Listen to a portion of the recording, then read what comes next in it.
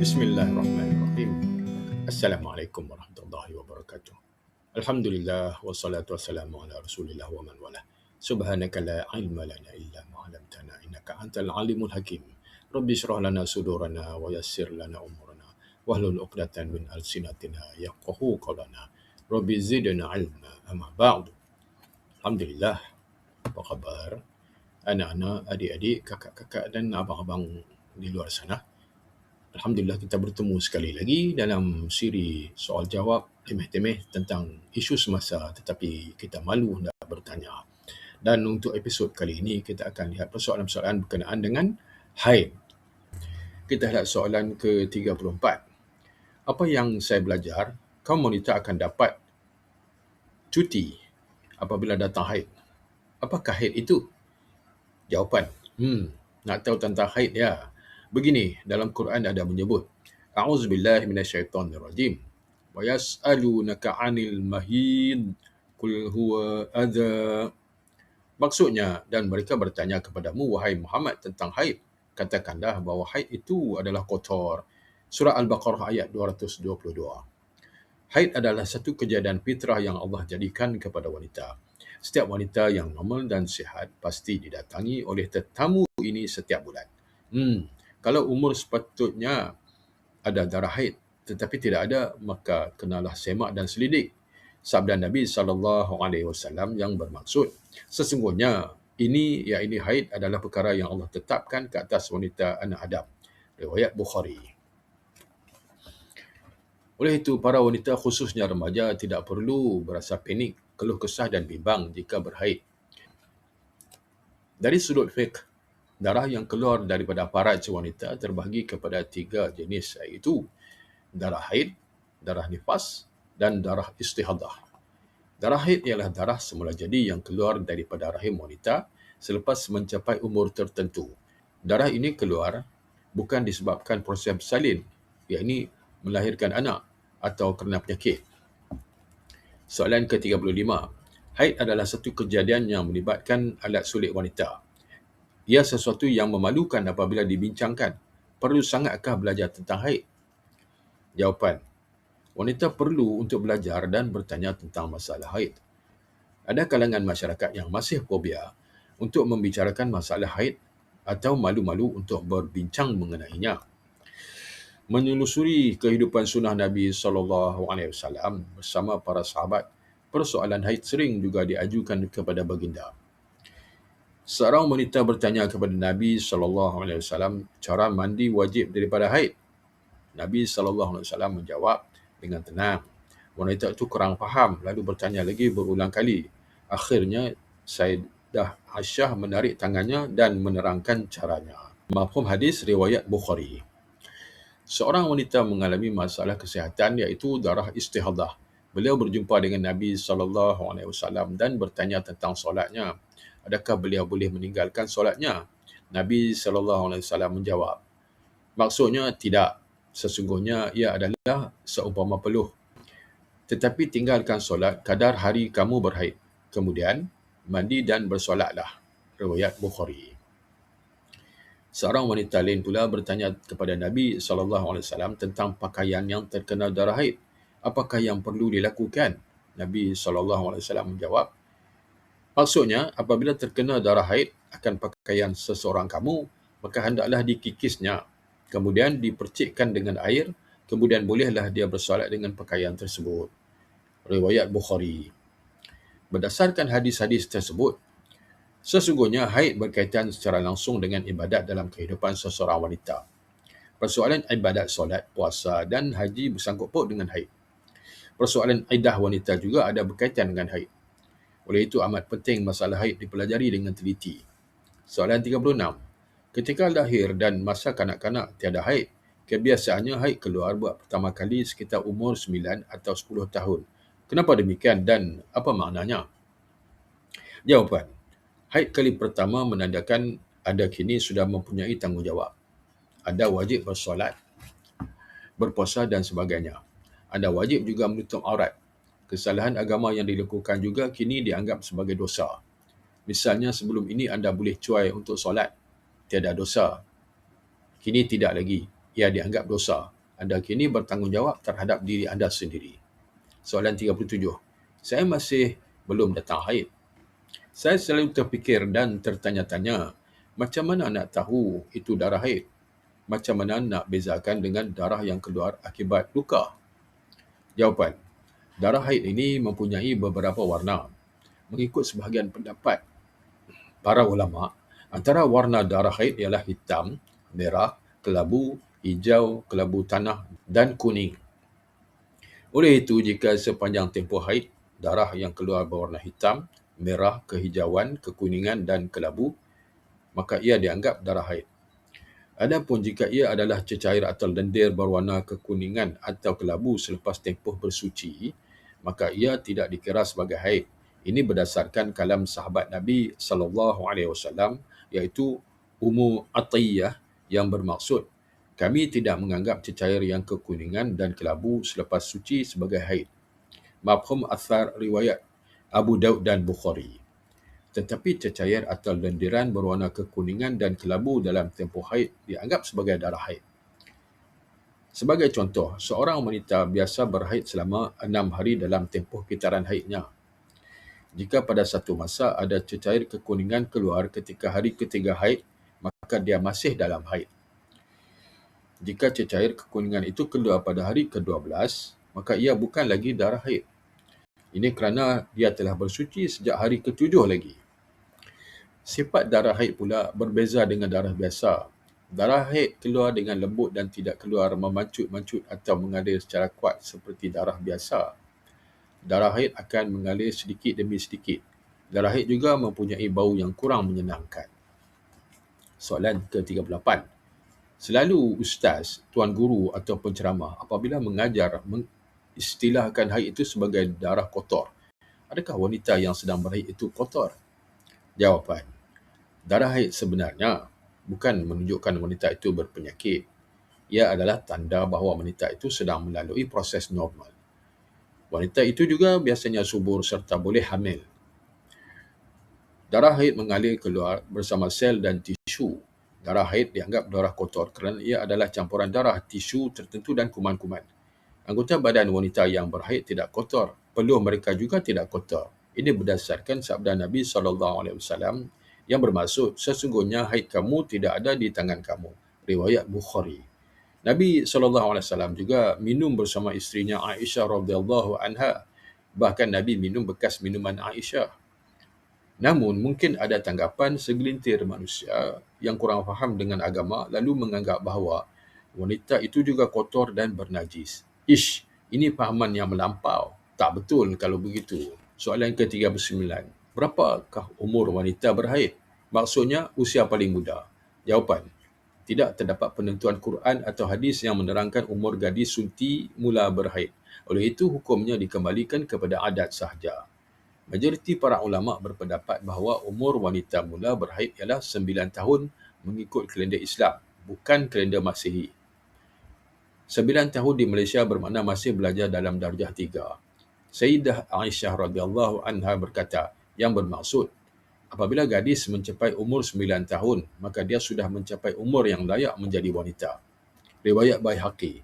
Nabi SAW sendiri berkahwin dengan Aisyah dan tinggal bersamanya ketika beliau sudah berusia 9 tahun. Jelasnya, ketika itu Aisyah bukan lagi kanak-kanak himusan, tetapi sudah menjadi wanita. Ya, ini sudah cukup umur. Oleh itu, darah yang keluar dari faraj sebelum usia 9 tahun dianggap sebagai darah yang rosak, dam fasad. Walau bagaimanapun, ada kemungkinan juga haid terjadi sebelum usia 9 tahun. Zaman sekarang, kadang-kadang terpampang di akhbar bahawa gadis berusia 9 tahun telah melahirkan anak. Ini maknanya sudah berhaid sekitar usia tersebut. Soalan ke-40. Saya confused dan pening kepala tentang haid ni. Lama masa keluarnya tidak sama. Sebenarnya, sekali haid itu berapa lamakah kadar tempoh masanya? Jawapan, begitu juga tidak ada penetapan khusus daripada Quran dan hadis dalam masalah ini. Ia hanya berdasarkan dari kajian terhadap kitaran haid wanita. Tempoh masa paling pendek bagi haid ialah 1 hari 1 malam. Inilah pendapat mazhab Syafi'i. Ada juga ulama berpendapat tempoh paling singkat ialah 3 hari 3 malam. Ini berdasarkan sebuah riwayat hadis yang bermaksud sekurang-kurang haid itu 3 hari. Kebiasaannya tempoh wanita berhaid ialah 6 hari atau 7 hari. Ini berdasarkan hadis Nabi SAW kepada seorang wanita yang bermaksud, kamu berhaid sekitar 6 hari atau 7 hari. Riwayat Abu Daud dan Tirmizi. Tempoh paling lama haid ialah 15 hari. Walaupun darah itu tidak bersambung-sambung antara hari ke hari, tetapi selagi wujud darah, maka ia dianggap masih dalam tempoh haid. Ini adalah hasil kajian Imam Syafi'i radhiyallahu anhu sendiri. Ia juga berdasarkan pendapat Sayyidina Ali radhiyallahu anhu yang berkata, yang bermaksud sekurang-kurangnya, yakni tempoh haid ialah 1 hari 1 malam. Dan selepas 15 hari, maka ia adalah darah istihadah, yakni bukan haid. Dinukil daripada buku Al-Fiqh Islami wa Adillatuh. Ada pendapat lain mengatakan tempoh paling lama ialah 10 hari sahaja. Bagaimana jika darah tersebut kurang daripada 1 hari atau lebih daripada 15 hari? Sebahagian ulama berpendapat bahawa jika ia tidak sebagaimana adat biasa, maka ia bukan darah haid tetapi darah istihadah. Walau bagaimanapun, ada sebahagian ulama berpendapat ia juga dianggap sebagai darah haid. Baik, soalan ke-41. Saya menghadapi masalah tentang haid. Masalahnya ialah darah haid saya keluar tidak menentu, sekejap ada darah dan kemudian tak ada pula. Bagaimana tu? Jawapan. Kebiasaannya haid seorang wanita 7 hari, tetapi ada kes di mana wujud darah haid pada hari pertama dan kedua sahaja. Pada hari ketiga dan keempat, tiada darah haid. Hari kelima pula baru ada semula. Persoalannya, adakah hari yang tiada darah haid, iaitu hari ketiga dan keempat, dianggap masih dalam haid atau sudah suci? Dalam masalah ini ada 2 pendapat, iaitu pendapat yang pertama, tempoh tiada darah, iaitu hari ketiga dan keempat seperti contoh tersebut, masih dikira sebagai tempoh haid. Ini kerana secara adat, tempoh haid wanita itu ialah 7 hari. Ini adalah pendapat mazhab Hanafi dan Syafi'i. Pendapat yang kedua, tempoh antara kedua-dua waktu itu dianggap sebagai waktu suci. Oleh itu, wanita itu diwajibkan mandi wajib dan bersolat. Ini adalah pendapat mazhab Maliki dan Hambali. Apabila datang semula darah pada hari kelima, maka ia dikira dalam keadaan haid semula. Walau bagaimanapun, adat asal seseorang wanita itu menjadi sandaran ulama. Jika biasa berhaid selama 6 hari, maka tunggulah 6 hari. Baik, soalan ke-42. Saya ni jahil tentang hal-hal haid ni. Malu rasanya nak rujuk pada ustaz atau ustazah. Apa perlu dibuat ketika haid? Jawapan. Penjagaan kebersihan amat penting. Kebersihan faraj atau vagina juga perlu dijaga. Begitu juga semasa kedatangan haid. Kebersihannya perlu dijaga. Antara kaedahnya, yang pertama, menggunakan tuala wanita yang sesuai. Yang kedua, sentiasa menggantikan tuala wanita. Jika darah haid banyak, maka ia perlu diganti dengan lebih kerap. Mungkin 1 hari 5 kali. Jika kurang, mungkin 2 kali sudah memadai. Yang ketiga, penggunaan alat pembersih juga perlulah bersesuaian. Ia perlu mengambil kira kadar pH sekitar kawasan tersebut. Soalan ke-43. Agak-agaknya berapakah kuantiti banyak darah yang keluar? Takut juga terlebih darah yang keluar. Mungkin boleh kena penyakit kurang darah. Jawapan. Biasanya pada hari pertama, darah haid tidak begitu banyak. Ia makin bertambah banyak pada hari kedua dan ketiga. Ia makin berkurangan pada hari keempat dan kelima. Hari keenam, ia mulai kering. Hari ketujuh, ia kering langsung. Ini hanya sekadar contoh sahaja. Dikatakan bahawa purata darah yang keluar dalam jangka masa ini dianggar 2 hingga 3 ounce, iaitu 100 ml. Oleh itu, dikatakan penggunaan tuala wanita yang tidak melebihi 1 kotak boleh dianggap sebagai normal. Soalan ke-44. Macam mana hendak tahu bahawa haid sudah kering? Jawapan. Kalau masih ada cecair berwarna hitam, merah dan sebagainya, maka ia masih dalam haid. Kalau sudah tidak ada kesan, melainkan warna putih, maka itu alamat sudah kering daripada haid. Antara kaedah yang boleh digunakan ialah dengan memasukkan kapas ke dalam kemaluan. Jika tidak ada kesan darah, insya-Allah itu tanda sudah bersih dan kering daripada haid. Yang paling penting, jangan tergesa-gesa. Oleh itu, wanita hendaklah menanti beberapa ketika hingga yakin secara pasti dia boleh meletakkan kapas di dalam parasnya jika masih terdapat warna darah, warna merah atau kuning dan sebagainya, maka dia masih dalam haid.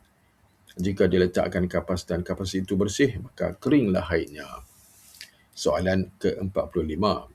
Saya dengar-dengar ada beberapa perkara yang haram dilakukan ketika haid. Boleh terangkan? Jawapan.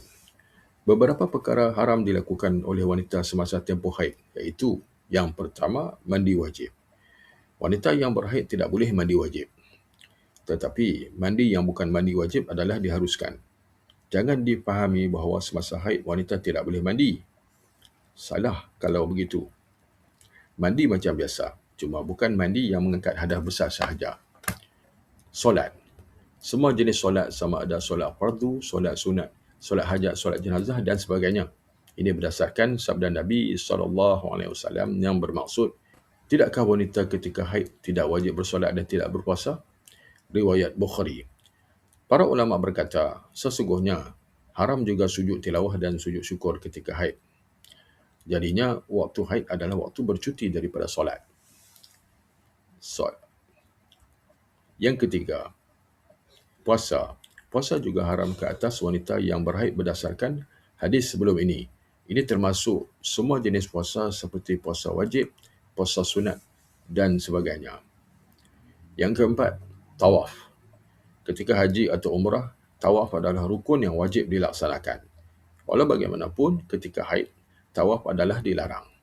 Ini berasaskan sabda Nabi SAW kepada Aisyah radhiyallahu anha yang bermaksud, apabila kamu uzur syar'i, maka lakukanlah apa yang dibuat oleh orang yang melakukan haji melainkan tawaf, hinggalah kamu suci. Riwayat Bukhari. Semua jenis tawaf adalah dilarang seperti tawaf ifadah, iaitu tawaf rukun semasa haji, tawaf sunat dan sebagainya. Yang kelima, baca Quran dan memegang Quran. Ini berdasarkan hadis Nabi SAW yang bermaksud orang berhaid dan berjunub, iaitu berhadas besar, tidak membaca sesuatu daripada Quran. Riwayat Tirmizi dan Ibnu Majah. Adapun dalil haram menyentuh Quran adalah berdasarkan firman Allah, A'udzubillahi minasyaitonirrajim, la yamassuhu illal mutahharun. Maksudnya, tidak menyentuhnya, iaitu Quran, melainkan orang yang suci. Surah Al-Waqi'ah ayat 79. Walau bagaimanapun, jika ditakuti Quran akan terbakar, tenggelam atau terkena najis, maka diwajibkan memegang Quran bagi menjaga kehormatannya. Namun ada juga segelintir ulama mengharuskan wanita yang berhaid untuk membaca Quran. Ini kerana tidak ada dalil yang kuat dan sahih yang mengharamkannya. Lagipun, tempoh haid ini agak berpanjangan. Tapi rasanya elok dipakai pendapat para ulama yang mengharamkannya. Kalau sudah terpaksa membaca Quran, insya-Allah boleh diterima pakai mazhab yang mengharuskan wanita berhaid membaca Quran. Yang keenam, masuk ke dalam masjid, duduk di dalam masjid dan beriktikaf di dalam masjid. Pengharaman ini berdasarkan hadis Nabi SAW yang bermaksud, aku tidak halalkan masjid bagi orang haid dan orang berjunub. Riwayat Abu Daud. Sebab pengharaman ini, kalau dari aspek logik akal, mungkin kerana takut masjid tercemar dengan darah haid. Oleh kerana itu, sebahagian para ulama mengharuskan wanita duduk di masjid selepas kering darah haidnya, walaupun belum mandi wajib lagi. Yang ketujuh, hubungan seksual. Haram hubungan seksual semasa haid. Haram juga walaupun berlapik. Contohnya jika suami memakai kondom. Firman Allah, A'udzubillahi minasyaitonirrajim, fa'tazilun nisaa fil mahidi wa la taqrabuhunna hatta yathurn. Maksudnya, maka jauhilah wanita ketika haid dan janganlah hampiri mereka sehinggalah mereka suci. Surah Al-Baqarah ayat 222. Yang ke-8, talak. Penceraian ketika wanita uzur syar'i adalah haram. Oleh itu, ketika seorang sahabat Nabi SAW menceraikan isterinya ketika wanita itu sedang haid, Nabi mengarahkan dia merujuk semula ke isterinya. Nabi memberi panduan agar penceraian hendaklah dilakukan ketika wanita sedang suci. Mafhum hadis riwayat Muslim. Baik, soalan ke-46. Kawan-kawan beritahu ketika haid tidak boleh baca Quran. Susah juga kalau tidak boleh baca Quran semasa haid. Rugi jugalah kalau masa haid itu agak lama. Adakah kelonggaran-kelonggaran dalam hal ini? Jawapan. Terdapat beberapa pendapat terkini yang cuba menilai semula pendapat lama berpandukan Quran dan sunnah Nabi SAW. Antaranya masalah membaca Quran ketika haid. Majoriti ulama berpendapat bahawa haram wanita yang sedang haid membaca Quran. Dia hanya boleh berzikir dan berdoa walaupun zikir itu daripada ayat Al-Quran seperti membaca Bismillahirrahmanirrahim atau Inna lillahi wa inna ilaihi raji'un atau Rabbana atina fid dunya hasanah wa fil akhirati hasanah. Ini berdasarkan dalil hadis Nabi SAW yang bermaksud tidak membaca wanita yang haid dan orang berjunub sesuatu daripada Quran. Mafhum hadis riwayat Tirmizi. Walau bagaimanapun, pendapat mazhab Maliki pula mengharuskan wanita membaca Quran secara hafazan. Satu riwayat pendapat Imam Ahmad yang dipilih oleh Ibn Taymiyah dan disokong oleh Al-Shaqani bahawa adalah harus wanita yang haid membaca Quran. Hujahnya ialah, yang pertama, asal sesuatu perkara adalah harus. Tidak ada dalam masalah orang haid membaca Quran dalil yang kuat daripada Quran atau hadis sahih yang mengharamkan mereka membaca Quran. Hadis riwayat Imam Tirmizi tersebut dan hadis seumpamanya adalah dhaif dan tidak kuat sebagai hujah mengharamkannya. Yang kedua, kadang-kadang tempoh period haid itu agak lama. Ini merugikan wanita tersebut daripada mendapat pahala membaca Quran. Di Malaysia, pendapat yang mengharamkan adalah masyhur dan muktamad. Walau bagaimanapun, jika wanita menghadapi suasana terpaksa seperti peperiksaan yang menghendaki dia membaca Quran, maka bolehlah dia menerima pendapat sebahagian para ulama yang mengharuskannya. Begitu juga wanita yang menjadi guru agama. Haruslah dia membaca Quran bagi tujuan pendidikan. Adapun membaca Quran tanpa hajat, maka hendaklah ditinggalkan kerana majoriti ulama berpendapat ia adalah haram. Begitu jugalah masalah menyentuh Quran. Haram menyentuh Quran ketika haid adalah pendapat majoriti para ulama. Ada pendapat bahawa harus menyentuh Quran dan membawanya walaupun dalam keadaan haid. Ini ialah pendapat Daud Az-Zahiri. Manakala Imam Abu Hanifah mengharuskan menyentuh Quran secara berlapis. Soalan ke-47. Sekarang ini ramai wanita yang gigih mendalami ilmu agama. Tetapi masalahnya kebanyakan kelas tersebut dibuat di dalam masjid. Jadinya, kaum wanita yang sedang haid tidak boleh masuk masjid. Maka tak dapat belajarlah. Jawapan, nampaknya begitulah. Logiknya supaya tidak mencemar masjid dengan darah haid. Walau bagaimanapun susah juga hendak diterima logik begini. Apapun, mungkin ada unsur ta'abudi dalam larangan ke atas wanita berhaid untuk duduk di dalam masjid. Kalau begitu, no comment. Tapi kalau setakat duduk di dalam dewan makan masjid, dewan seminar, kaki lima masjid, tandas di masjid dan seumpamanya, tidak ada haram untuk wanita berhaid duduk di situ. Walau bagaimanapun, ada pendapat alim ulama sekarang mempertikaikan semula larangan tersebut. Sebabnya, hadis yang melarang wanita berhaid duduk di dalam masjid dihukum sebagai dhaif. Begitu juga ada diceritakan dalam kitab Sahih Bukhari tentang wanita hitam tidur di masjid. Nabi SAW membenarkan wanita hitam itu tidur di masjid dan ada pula kemah di sana. Namun tidak disebut pula bahawa Nabi SAW mengingatkan wanita itu agar jangan duduk dalam masjid ketika haid. Kesimpulannya, ada dua pendapat dalam masalah ini. Kalau tidak ada keperluan, tidak usahlah duduk di dalam masjid. Kalau ada keperluan, mungkin boleh digunakan pendapat yang mengharuskannya. Soalan ke-48. Setelah ikut kelas agama, rasa-rasanya sudah sedikit faham tentang larangan-larangan semasa haid. Boleh berikan beberapa contoh perkara yang tidak haram dilakukan ketika haid agar lebih faham? Jawapan. Antaranya ialah Yang pertama, membaca Quran di dalam hati, mendengar bacaan Quran dan melihat Quran. Hanya membaca Quran secara kuat adalah haram mengikut majoriti para ulama. Dalam satu peristiwa diriwayatkan yang bermaksud Nabi berbaring di ribaan Aisyah sedangkan dia di dalam keadaan uzur syar'i. Kemudian Nabi SAW membaca Quran. Riwayat Bukhari. Yang kedua, suami boleh membaca Quran walaupun ketika berbaring atau di samping isteri yang sedang uzur syar'i berdasarkan hadis sebelum ini. Yang ketiga, harus bagi suami melihat isterinya yang sedang uzur walaupun dengan syahwat. Tetapi jika pandangan itu boleh membawa kepada hubungan seksual, maka ia hendaklah ditegah. Yang keempat, makan minum bersama isteri yang sedang uzur syar'i. Yang kelima, tidur bersama walaupun dalam satu selimut.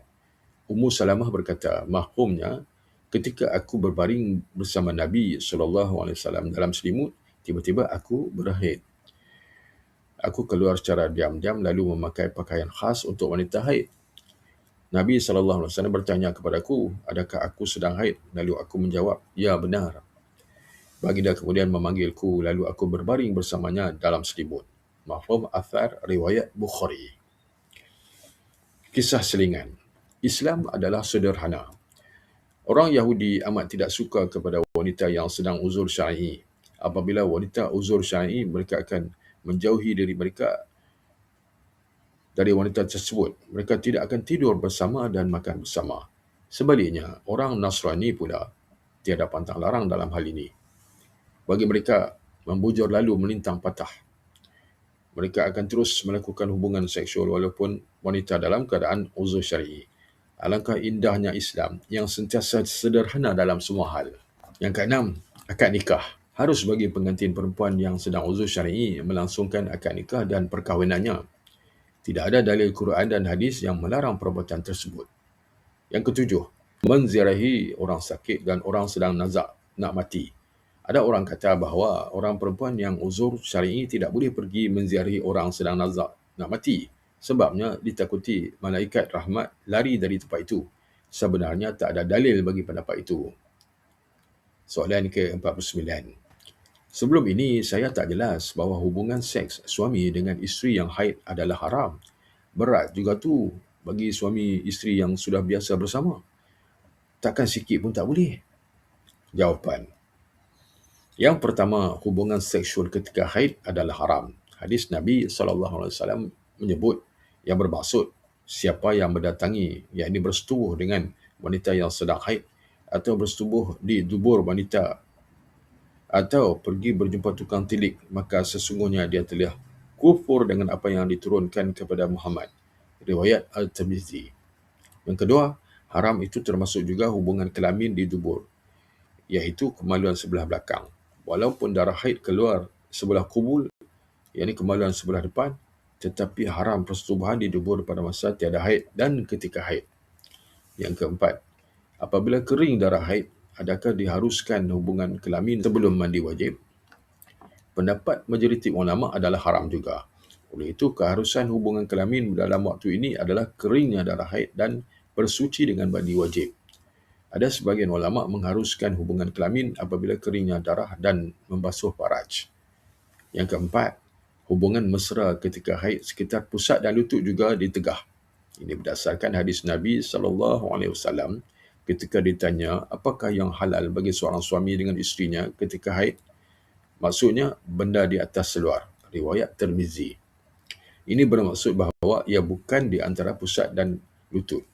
Hadis ini mengkhususkan lagi hadis yang bermaksud buatlah apa saja melainkan nikah, yakni hubungan kelamin. Riwayat Muslim. Ini kerana hubungan mesra sekitar pusat dan lutut boleh membawa kepada perkara yang haram. Berasaskan prinsip menutup pintu maksiat, saddud dhara'i, maka ia diharamkan. Jangan terbabas. Dalam hadis-hadis sahih diceritakan bahawa Nabi SAW sentiasa bergurau senda, bermesra, tidur bersama isterinya dan sebagainya. Para suami juga boleh melakukannya, tetapi awas, hendaklah sentiasa berhati-hati di jalan raya agar tidak terbabas. Oleh kerana Nabi SAW adalah orang yang paling bertakwa, baginda sentiasa dapat mengawasi dirinya daripada terbabas. Oleh itu, jika para suami takut terbabas, adalah baik ditinggalkan perbuatan tersebut.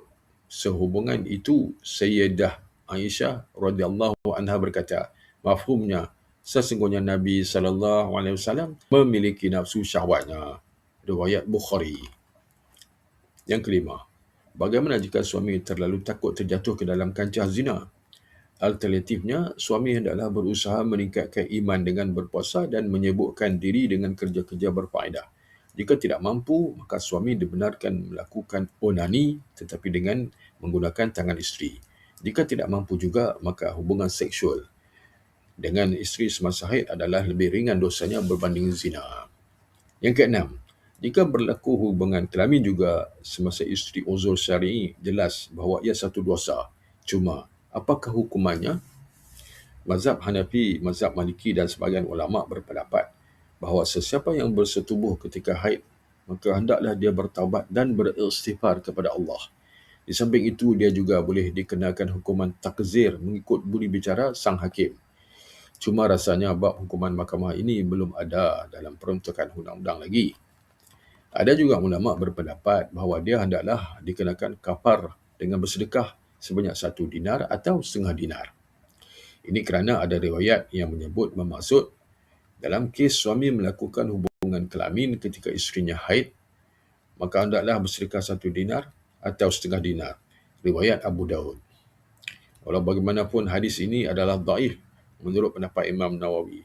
Yang penting, hendaklah bertaubat dengan taubat nasuha. Cara melakukan taubat nasuha. Taubat nasuha ada 3 rukun, iaitu yang pertama, berhenti melakukan perbuatan tersebut. Yang kedua, menyesal atas perbuatan tersebut. Yang ketiga, berazam tidak melakukannya lagi. Jika ada kesalahan dengan manusia, hendaklah yang keempat, meminta maaf kepada Tuhan empunya barang dan mengembalikan semula haknya. Baik, kita lihat hukum penggunaan ubat-ubatan yang menegah haid atau mendatangkan haid. Ubat-ubatan yang menegah haid. Diharuskan menggunakan ubat-ubatan yang menegah haid dengan 2 syarat. Yang pertama, tidak berlaku mudarat ke atas dirinya. Jika mengakibatkan mudarat, maka ia diharamkan berdasarkan firman Allah Subhanahu Wa Taala yang bermaksud, dan janganlah kamu sengaja mencampakkan diri kamu ke dalam bahaya kebinasaan. Surah Al-Baqarah ayat 195. Yang kedua, dan janganlah kamu berbunuh-bunuhan sesama sendiri. Sesungguhnya Allah sentiasa mengasihani kamu. Surah An-Nisa ayat ke-29. Kedua, penggunaannya adalah dengan izin suami. Berikut adalah contoh 2 kes yang memerlukan izin atau pengetahuan suami. Yang pertama, seorang isteri yang diceraikan oleh suaminya, lalu dia mengambil ubat penegah haid supaya tempoh iddahnya berpanjangan. Dengan itu, berpanjanganlah tempoh pembayaran nafkah cerai oleh suaminya kepadanya. Yang kedua, menegah haid untuk menegah kehamilan. Walau bagaimanapun, apa yang lebih utama, yakni bagi suami isteri, ialah tidak melakukan hal ini kecuali untuk tujuan yang baik. Ini kerana putaran haid yang fitrah ataupun semula jadi adalah penting demi kesihatan yang normal. Baik, ubat-ubatan yang mendatangkan haid. Diharuskan menggunakan ubat-ubatan yang mendatangkan haid dengan syarat. Yang pertama, bukan sebagai helah untuk meninggalkan ibadah seperti tidak solat dan berbuka pada bulan Ramadan. Yang kedua, mendapat izin suami kerana sengaja mendatangkan haid akan menggugurkan hak suami dari 2 sudut. Yang pertama, menghalangnya daripada bersetubuh dengan isterinya. Yang kedua, menghalangnya untuk merujuk semula dalam kes perceraian, iaitu isteri sengaja mendatangkan haid supaya tempoh iddahnya berlalu dengan cepat, sehingga seandainya suami ingin merujuk semula, dia tidak sempat untuk berbuat demikian. Subhanallahu ta'ala a'lam. Sekian sahaja persoalan-persoalan berkenaan dengan haid. Semoga ada manfaat, insya-Allah. Apa yang baik itu daripada Allah Subhanahu Wa Taala dan yang tidak baik itu daripada kelemahan diri saya sendiri. InsyaAllah dalam episod yang akan datang kita akan lihat persoalan-persoalan berkenaan dengan kain yang terkena darah haid. Jadi hingga bertemu kembali, saya sudahi dengan wabillahi taufiq wal hidayah. Wassalamualaikum warahmatullahi wabarakatuh.